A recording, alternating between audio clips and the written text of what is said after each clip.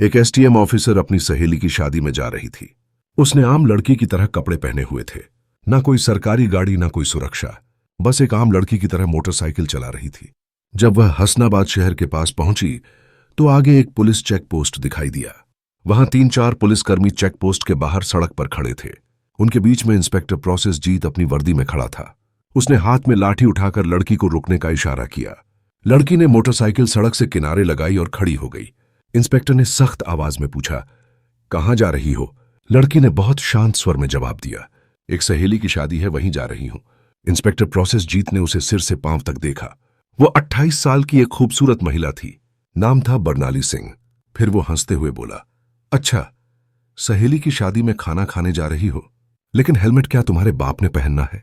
क्यों नहीं पहना? और यह बाइक भी बहुत तेज चला रही थी। चलो अब चालान कटेगा। ऐसा कहते हुए उसने चालान की पर्ची निकालनी शुरू कर दी। बरनाली समझ चुकी थी कि उसकी नीयत ठीक नहीं है और यह सब एक बहाना है।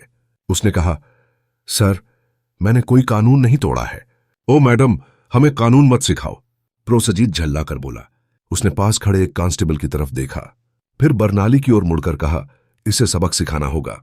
अचानक इंस्पेक्टर ने जोर से एक थप्पड़ मारा बरनाली के गाल पर।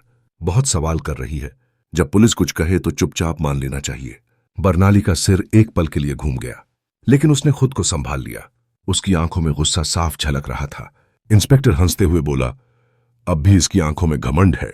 ऐसे कितनों को ठीक कर चुका हूं, इसे अच्छी तरह से सबक सिखाना होगा। एक कांस्टेबल आगे आया और बोला, सर, इसे थाने ले चलते हैं, वहीं इसका इलाज होगा, तब समझेगी कि पुलिस से कैसे बात की जाती है। फिर एक और कांस्टेबल ने बरनाली का हाथ पकड़कर खींचते हुए कहा, चलो गाड़ी में बैठो। बरनाली ने झटके से अपना हाथ छुड़ाया और गुस्से में बोली, हाथ लगाने की कोशिश मत करना, वरना अंजाम अच्छा नहीं होगा। इंस्पेक्टर और भड़क गया। उसने एक और कांस्टेबल से कहा, देखो इसका घमंड। कांस्टेबल आगे बढ़ा, बरनाली का बाल पकड़कर उसे खींचने लगा। बरनाली दर्द से कराह उठी। फिर भी उसने अब तक अपनी असली पहचान नहीं बताई थी। वह देखना चाहती थी कि यह लोग कितनी नीचता तक जा सकते हैं। इसी बीच एक पुलिसकर्मी ने गुस्से में उसकी बाइक पर लाठी मार दी और ऊंची आवाज में बोला, बड़ी आई साधु बनने वाली, अब तुझे खिलौना बना के खेलेंगे। बरनाली सिंह अब अच्छे से समझ चुकी थी कि उसके साथ क्या होने वाला है और यह लोग कितना नीचे गिर सकते हैं। इंस्पेक्टर की आंखों में गुस्सा भरा था। वो जोर से चिल्लाया, तेरे जैसे कई होशियार देखे हैं, पुलिस से पंगा लेगी, आज मजा चखाएंगे। चलो इसे थाने ले चलते हैं, वहां समझ में आ जाएगा। इस समय भी बरनाली सिंह चुप थी। उसने अब भी अपनी पहचान उजागर करने की कोई कोशिश नहीं की। वह देखना चाहती थी कि यह लोग प्रशासन की कितनी बदनामी कर सकते हैं और एक आम नागरिक पर किस हद तक जुल्म ढा सकते हैं। इंस्पेक्टर प्रोसेनजीत अब खींच चुका था। उसके सामने एक ऐसी महिला खड़ी थी जिसके कोमल गाल पर थप्पड़ पड़ा था, जिसके बाल खींचे गए थे, जिसे जबरन सड़क पर घसीटा गया था। फिर भी वह एक मूर्ति की तरह शांत खड़ी थी, ना कोई चीख, ना कोई आंसू। इंस्पेक्टर प्रसन्नजीत सोच रहा, थाने पहुंचते ही देखता हूं इस जिद्दी और घमंडी औरत का इलाज कैसे किया जाए।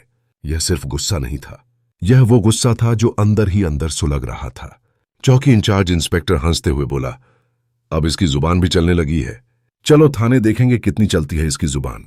थाने में घुसते ही इंस्पेक्टर जोर से चिल्लाया, ओए कहां गए सब? चाय पानी लगाओ जल्दी, आज एक खास माल आया है। बरनाली सिंह अब भी कुछ नहीं बोली, बस थाने की दीवारों को देखती रही। वो देख रही थी कि यह लोग उन निरीह लोगों के साथ कैसा व्यवहार करते हैं जो कभी आवाज नहीं उठाते। तभी एक कांस्टेबल इंस्पेक्टर प्रसन्नजीत की ओर झुककर फंसफुसाया, क्या केस है सर? इंस्पेक्टर ने हंसते हुए कहा, अरे कुछ भी नहीं, स्पीड ब्रेक करो या हेलमेट का बहाना मारो, जो मन हो लिख दो। बस अनवर करना है और इसका घमंड तोड़ना है, ज्यादा सवाल मत कर। लेकिन उसकी आंखें अब भी चुप थीं। मनो वो चाहती थी कि पुलिस की यह गिरावट खुद उनके ही मुंह से उजागर हो। इंस्पेक्टर कुर्सी पर बैठा, हाथ में पेन लिया और टेबल पर घुमाने लगा। फिर बरनाली की ओर देखकर पूछा, नाम क्या है? कहां रहती है? किसकी बेटी है? बरनाली चुप रही। फिर इंस्पेक्टर बोला, सुनाई नहीं देता नाम क्या है तेरा? लेकिन बरनाली की चुप्पी अब भी पत्थर की दीवार जैसी अडिग। तभी इंस्पेक्टर ने जोर से मेज पर हाथ मारा, इतनी जोर से कि आवाज पूरे थाने में गूंज उठी। फिर गुस्से से चिल्लाया, सुनाई नहीं देता, नाम बता जल्दी। बरनाली ने मुंह घुमाकर शांत स्वर में उत्तर दिया, जी सुमिता शर्मा। इंस्पेक्टर उसके चेहरे की ओर देखकर हंसते हुए बोला, हो बड़ी चालाक लड़की है तू, झूठ बोलने में तुझे खासा तजुर्बा है, लेकिन याद रख, ज्यादा होशियारी महंगी पड़ती है। एक भी गलती की तो पछताने का मौका तक नहीं मिलेगा। फिर बरनाली सिंह को जबरदस्ती उस सड़ी हुई हवालात में डाल दिया गया जहां पहले से 2 कैदी मौजूद थे। उनमें से एक कैदी ने बरनाली की ओर देखते हुए पूछा, बहन, तूने क्या गुनाह किया है? बरनाली ने हल्की सी मुस्कान दी लेकिन कुछ नहीं बोली। अब वह बस देख रही थी यह पूरा सिस्टम कितना सड़ चुका है। अगर एक एसडीओ को बिना वजह अंदर किया जा सकता है तो आम आदमी की हालत तो सोच पाना भी मुश्किल है। अब वह उस कोठरी के कोने में बैठी थी, सब कुछ देख रही थी, सुन रही थी और हर एक हरकत को समझ